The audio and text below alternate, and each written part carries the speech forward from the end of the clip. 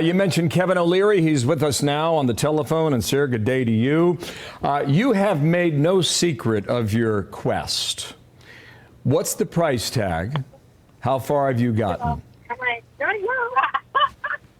Kevin. Yep, hello? Sorry. Okay, so what we have here is the clock ticking. And what I think a lot of people don't understand about this situation, which is a derivative of the order, but this is where it gets complex. As of midnight on the 19th, any service provider, that could be an Apple, that could be an Oracle, it could be a video compression technology company that's being paid as a consulting service. Oh, wow. Any of them that keep this thing alive is subject to $5,000 a day fine times 170 million. That's over $1 billion a day. Oh, my God. Now, if you're the counsel for any of these companies right now in the last 15 minutes, you're advising your executive and the board that the risk inherent here is the first $1.7 billion of fines is going to be implemented, maybe or maybe not, until the executive order, which is untested. And we'll keep on letting Kevin O'Leary cook. But I mean, it is supposedly said that Kevin O'Leary is willing to buy TikTok. And of course, a lot of people have heard what Trump has to say about TikTok. He's been talking about how he doesn't want it to be banned. But the thing is that it is after midnight of the 19th, no longer can TikTok keep updating. No longer can it be on the App Store, like he mentioned, or there will be fines. It could be from a small little entity all the way to the biggest ones like the App Store. And of course, we're going to read how many people actually use TikTok. We're going to read how many people make money off of TikTok. And Gen Z looks at this as a very important absolutely a very important time for them because they use it on a regular. Now, me personally, I've used it in the past, but I don't use it as a medium to actually get entertainment. I find it as a brain rot. There's a lot of other platforms like Instagram and other things that are much more brain rot, but they're bringing this up due to the fact that they think that the data that is getting collected over in China, because this is a Chinese-based company, is by ByteDance. They believe that this kind of information is going to be floated over and used as a more of a malicious way if there were ensuing chaos. So they are maybe indoctrinating people. And let's be honest, the government has its own motives. And so they want to create their own narrative for their individuals to be pretty much they want to keep what the narrative, the story, and nobody else interfere, manipulate, turn people against the United States within. And clearly TikTok has done some substantial damage. Of course, we have a lot of individuals that want to keep it on. At one point, there was a lot of people that wanted to keep it off, but for some reason, there's been a coin flip on that. But let's keep going. Tested. We don't know if an executive order can override a law from Congress. There's a case in 1937 that was used successfully, but you don't know. So Wow. As of right now, unless the company enters into a agreement to be purchased by an American syndicate, and Biden, who's the executive right now, waives for 90 days, this thing goes dark at midnight, because who's going to take on $1.7 billion risk at midnight? Who's going to do that? What counsel would advise? This is the most interesting, complicated, crazy situation I've ever been involved in. I'm really excited about it. So it's been said that the CCP out of Beijing could control the algorithm, which would do a lot of negative things here in the U.S. and influence a lot of people in ways that, frankly, we don't want to happen. And this is the thing, that they are very surprised how gripping this algorithm, TikTok algorithm,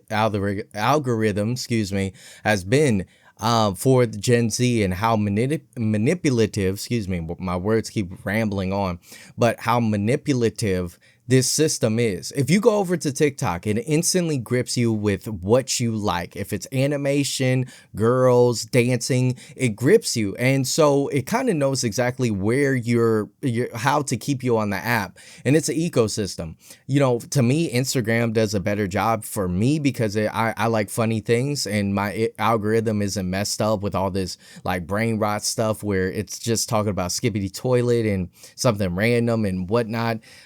So So when it comes down to TikTok, it has its own ecosystem, and the ecosystem, I know family members that use it religiously. Some people prefer to get addicted to Facebook, some people Instagram, some people X. I try to stay off of X just to post what I gotta post, but like X is a little too crazy for me. Reddit, everybody has their medium of where they like to get their hit for their entertainment, and a lot of individuals use TikTok. So I'm gonna let this article actually come up because I don't want to, if you guys want to hear what he has to say, check it out. Apparently he has a TikTok bid. Hopefully he could get in, but I mean, really a deal to be broken within less than a day or possibly no, we have a little bit more than just a day, but let's go ahead and read this article. So we have from the Pew Research Center, 8 facts about Americans and TikTok. We have number 1, public support for a government ban on TikTok has declined. Again, there was a lot pretty much a lot of people that were like, hey, I hate this. I really hate it. I hate it. I want this gone. Then all of a sudden there was a flip. So public support for a government ban on TikTok has declined. A third of US adults use TikTok. So quite a bit of them, especially millennials and Gen Z. And look at that. Right here is millennial and Gen Z, a little mix of the Zennials. So I'm actually, that's a little bit, very small amount. I'm a Zennial, which is a millennial mixed with a Gen Z. And so a lot more of the Gen Z use it, and then you still have the millennials that use it quite a bit. A majority of US teens use the platform. Like I said, TikTokers users have mixed views on the platform's impact on democracy. I think that it can influence, especially back when the what's it called, if you lean one certain type of way, it understands your kind of prerogative or political leaning side, and it'll push that type of content. About half of the US adult TikTokers use 52% say they regularly get the news there. So that's very influential, and it's not coming from like Fox News or anything like that, CNN. Younger adults, women, Democrats, 55% of regular TikTok new consumers are Democratic. So a lot more Democratic leaning side. New influencers on TikTok stand out from those on other sites. So that is something where it gives people an easier chance to get seen. Of course, your follower ratio doesn't really transfer into horizontal videos. More, if you look at the vertical videos, you get paid. You'll have to get like millions of views or hundreds of thousands of views to make 1/3 of what people make on YouTube with the same amount of views. Many US adults, or even 1/4. Many US adults, TikTok users report seeing breaking new content there, and it's less common than other types of new content. So yes, that is very true. I've seen some very big differences when it comes down to the content over there. I say it has its own ecosystem. A relatively small share of users produce most of the TikTok content. So that is something to be said. More viewers than there are content creators. So that is a good, well-balanced place. I would say YouTube is kind of like that, but we're having an influx where people keep on making this thing. YouTube is making it easy for you to become. No, man, be quiet. I've been doing this for over 10 years, and to have your content last for 10 years is like I know this one guy, he's doing pretty good right now, but I'm like, there's no real scalability unless you learn how to edit and do a lot more, because making videos in your car or in a blank space without, adding some stuff, adding some flair, you're not going to last. All right, so we have another article here. How much do TikTok influencers make? I was reading it over, and typical TikTok influencers earning less than $15,000 is quite substantial, a little less than 50%. You have around, this is what's surprising, 200,000 or more is actually around 8%, or excuse me. Yeah, is it 8%? Oh, I was close, 7%. So, that's not too bad. Usually it's only 1% that actually make it. I think only OF women or top content creators, it could be women or men. I think it's like 0.1%. Correct me if I'm wrong. But based on the numbers, the median salary of TikTok influencers is somewhere between $15,000 and $25,000. So that's not too bad. That is back in 2014, 15, if you made that up much, you would be sitting pretty nice. You get your nice little rental apartment today, 15 to 25,000 is kind of hard. So we have Trump says he will most likely give TikTok a 90-day extension to avoid a ban. But this is the thing. He doesn't get inaugurated until a day after the ban. So typically, as Kevin O'Leary already said, it's kind of like, well, I don't know, but anyway, we have President-elect Trump told NBC News, Meet the Press moderator Christy Welker in the phone interview Saturday he will most likely give TikTok a 90-day reprieve from a potential ban in the U.S. after he takes office Monday. Trump said that he hadn't made a final decision, but was considering a 90-day extension of the Sunday deadline for TikTok's China-based parent company to sell to a non-Chinese buyer or face a U.S. ban. I think that it would be certainly an option that we look at. The 90-day extension is something that will be most likely done because it's inappropriate. It's appropriate. We have to look at it carefully. It's a very big situation, Trump said it on the phone interview. So, but the thing is that can Trump actually come in time to save it? Apparently not. It all determines on if he actually is just saying this or if he's actually going to implement it. A lot of TikTok people, creators and whatnot, are going to be affected by this. And I really do feel bad for the situation because even though I might not like TikTok, I definitely don't like to see other people lose some of their livelihood.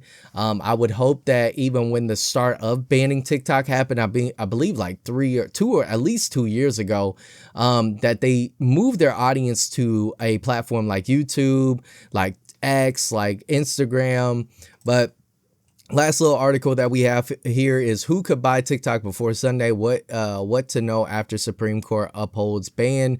You have Tesla and SpaceX CEO Elon Musk, YouTuber Mr. Beast that's growing lists of speculative buyers. You have not Joe Biden. What the heck am I talking about? You have Kevin O'Leary. So you have a bunch of people that want to buy it, but the problem is that TikTok doesn't want to give up their juicy algorithm. And I get it. It's like a lot of individuals want to know how I edit on my second channel, which is Tim Hotcher. That's where we go over stocks and everything like that. They want to know what software I use, how do I do my things, what fonts I use. And this is a thing. A lot of times you could try to replicate, but unless you make something yourself, you're never really going to be successful. A lot of people want to mimic others, but realize that once you create your own thing, that people want to mimic you. So let's go ahead and get down to my thoughts. When it comes down to my thoughts of TikTok, as I mentioned before, I don't want to see TikTok be banned, honestly. I think that a lot of individuals are already affected by TikTok. I think the damage has already been done.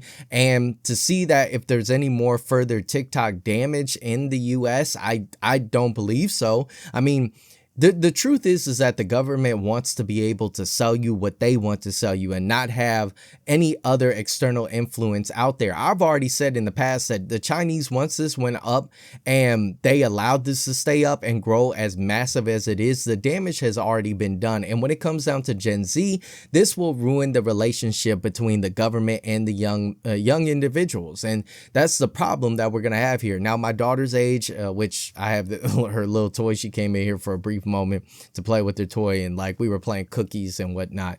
So when it comes down to the idea of TikTok and Gen Alpha, they're not going to have to worry about that. There's just going to be a replacement. And honestly, TikTok has already been feeding people lemonade, and they already, what's it called? I think that's the same owners, ByteDance. So what they're doing is just moving the needle, and people think, oh, this isn't going to be a replacement. Listen, what was before TikTok was, what was it? It was called, I forgot the name of what it was before TikTok. Write it down in the comments below. But they replaced that with TikTok. And people thought, what the heck is this app? I joined it right at its infancy, and I grew exponentially in the beginning, but then didn't stay consistent. That's always my biggest killer, is consistency. But I plan on 2025 to bring you guys as much entertainment news and everything that I get here on this channel. And let me know what you guys think, as I mentioned in the comments down below. Make sure to hit that like button. I will catch you all familiar in the next one. Adios.